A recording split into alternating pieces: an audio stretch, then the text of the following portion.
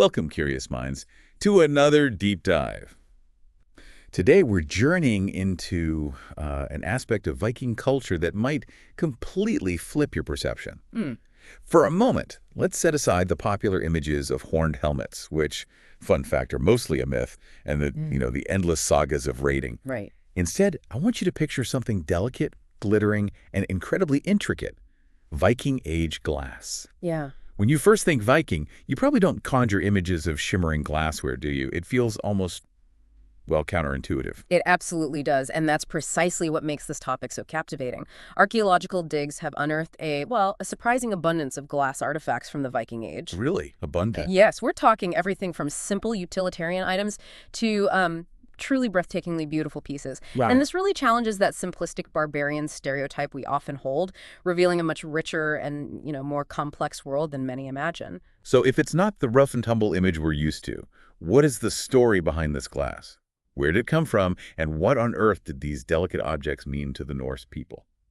This is where it gets truly fascinating. It really does. Imagine you're, say, a 10th century Arab observer, and you notice something striking about these Vikings. They will go to any length to get hold of colored beads. That's a great quote. Why, in a society known for its ships and swords, would these small, vibrant objects be so incredibly prized? It's pretty remarkable when you consider the sheer variety. We find flame-worked glass, yes, but also native amber and jet, Okay. alongside exotic imports like carnelian and silver from as far away as India and Iran. India and Iran. That's incredible reach. Absolutely. And add to that rock crystal, garnet, amethyst, gold, bronze. What's truly telling, I think, is that beads are among the single most common items found in pre-Christian Viking graves. The most common. Among the most common, yes. Right. That alone completely reframes our understanding of what they considered valuable. So these tiny glass objects were arguably more valuable to a Viking than perhaps even a weapon sometimes. It truly changes the picture. But these weren't just simple trinkets, were they? What gave them such immense value? No, not at all simple trinkets. Creating these beads by hand was extremely labor-intensive. That made them both valuable and expensive. They were treasured possessions, often passed down through generations. Like heirlooms?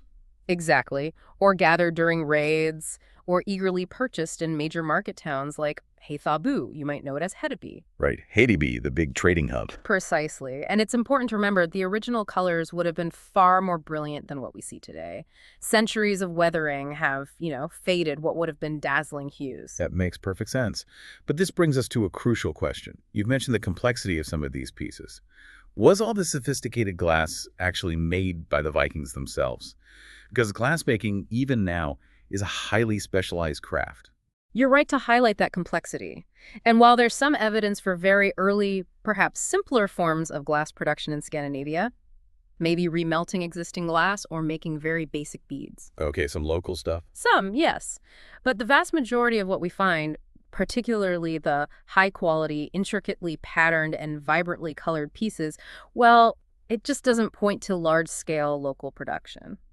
The archaeological evidence for sophisticated Viking glassmaking sites is incredibly scarce. So if these beautiful, complex pieces weren't largely created in Viking lands, that immediately tells us something pretty profound, doesn't it? It does. It suggests an incredible connection to the wider world. So how did they acquire such a treasure trove of glittering objects? Well, it means this Viking Age glass is actually one of the most powerful testaments to their far-reaching trade networks. Oh, the trade network. Exactly. Through detailed chemical analysis, what archaeologists call provenance studies, we can trace the glass's origins. You can pinpoint where it came from? Often, yes. For example, high-quality glass vessels likely came from the sophisticated workshops of Byzantium, especially Constantinople. Wow, Constantinople. Or from the thriving Islamic Caliphates across the Middle East and North Africa. Okay, so these aren't just isolated curiosities then. Each piece is like a little map telling a story of movement across continents. Absolutely. And many of the intricate glass beads show clear links to Frankish kingdoms, particularly the Rhineland, that was a major glass-producing region. The Rhineland. We also see connections to Italy and even Central Asia via those expensive eastern river routes. Central Asia. It truly challenges that one-dimensional raider stereotype because the Vikings weren't just taking, they were integral to a vast global economy. They were actively trading goods like furs, amber, iron. Right. And yes, even slaves. for these precious items. They were deeply integrated into a dynamic international marketplace. It's incredible to think about the artistry involved, especially given, as you said, the lack of evidence for large-scale local production. So, for those of us who appreciate craftsmanship, how exactly did these stunning pieces take shape? How did ancient craftspeople actually do it?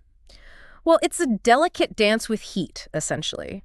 Flame working, as it's called, involves manipulating glass directly in a heat source. Marking. Okay. Imagine a small glass furnace, maybe like the reconstruction from Ribe in Denmark, fueled by hardwood charcoal, kept roaring with bellows. So quite intense heat. Very intense focused heat that allowed artisans to soften and shape the glass. So it wasn't a massive industrial operation, but more of a highly skilled, almost intimate process. Precisely. They adhere hot glass like a molten blob to a metal wand or punt to control it. A punt. Okay. From this, they could pull the softened glass, almost like stretching taffy, into long, thin rods of various colors. Like making candy. Sort of, yeah.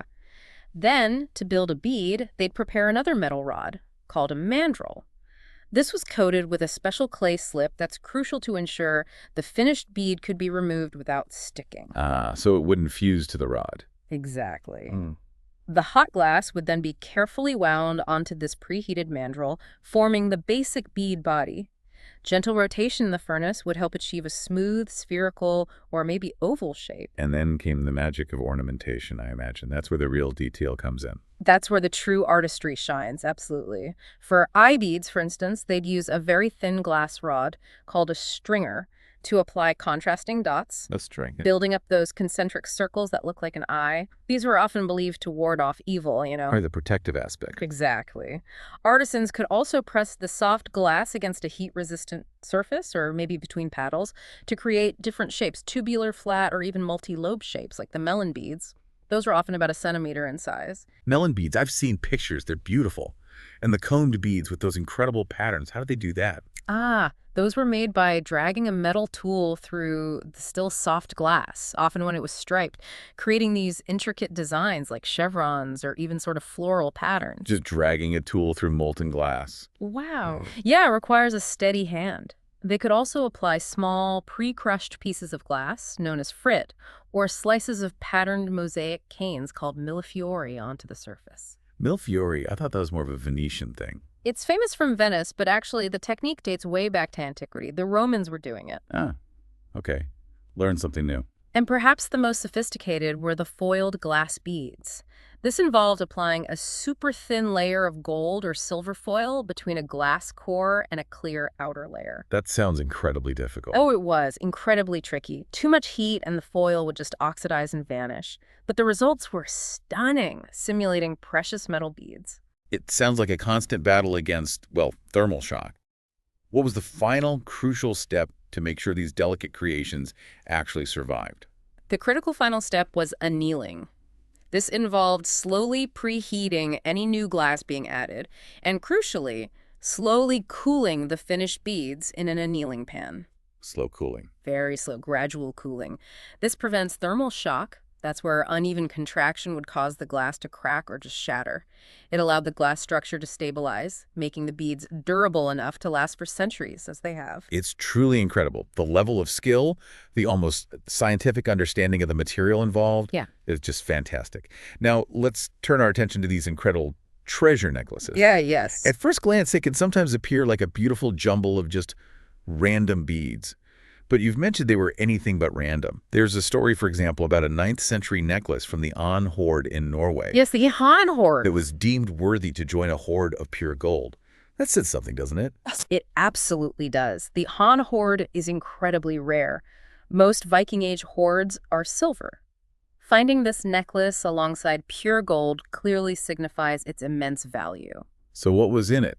What made it so special? Well, it contained a mix: simple colored glass, carnelian, those flame-worked combed beads, eye beads, foiled beads, millefiori. A real collection. A bit of everything. Pretty much.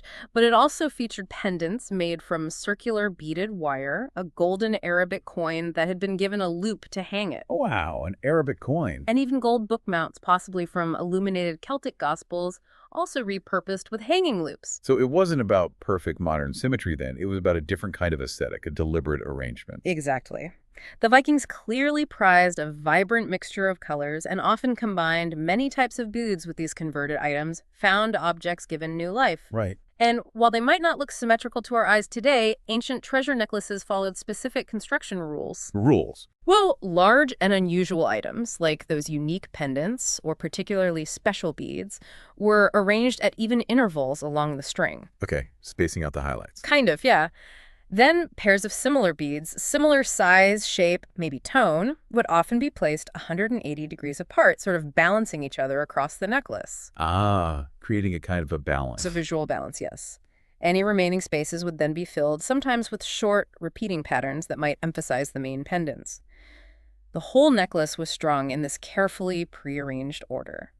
So it's less like a factory-produced item and much more like a deliberate, wearable composition, almost like a personal history or a record of acquired wealth and maybe travels. That's a great way to put it. It really reminds me of a modern charm bracelet, where you collect and preserve special items, things with personal meaning.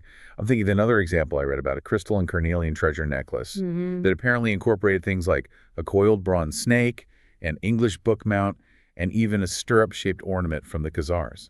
Exactly. These were true narratives worn around the neck, each element telling a part of the wearer's story, travel, trade, maybe conflict, certainly status. Wow. This has been such a fascinating deep dive. But as always with history, I guess some enigmas about Viking glass still persist, don't they? Reminding us there's always more to learn. Indeed, there always is. While we know much of it was imported, the question lingers. Could there have been more localized, maybe undocumented, sophisticated reworking of imported glass within Viking lands? Oh, like modifying imported stuff? Perhaps. The evidence remains tantalizingly thin, but it's a possibility. We also still debate the exact trade routes for the most exotic beads. Did they come directly from distant lands or only via multiple middlemen across vast distances? The journey itself is a mystery. In many cases, yes, and perhaps most tantalizingly, who are the individual master craftspeople, both, within Viking lands doing simpler work and in those distant glassmaking centers creating these masterpieces? Their incredible stories are largely lost to time. Such skilled individuals, and we don't know their names. So what does this all mean for our understanding of the Vikings? This deep dive into Viking Age glass truly forces us to look beyond those simplistic stereotypes, doesn't it? Absolutely. It reveals a society deeply connected to a wider global world with a surprisingly sophisticated economy and a keen appreciation for beauty, for status, and even for mystical properties in these objects. Yes, definitely. These small, glittering fragments of glass are like silent witnesses. They testify to immense Viking trade networks, incredible exploration, and a complex culture that absorbed influences from across continents, enriching their own traditions in the process. So I'm left thinking, what does the global journey of just a single Viking bead tell us about how interconnected the ancient world truly was? And maybe how much there is still to unearth about cultures we thought we knew so well? A great question to ponder. Something for you all to consider. Keep digging into those hidden histories, and we'll see you next time on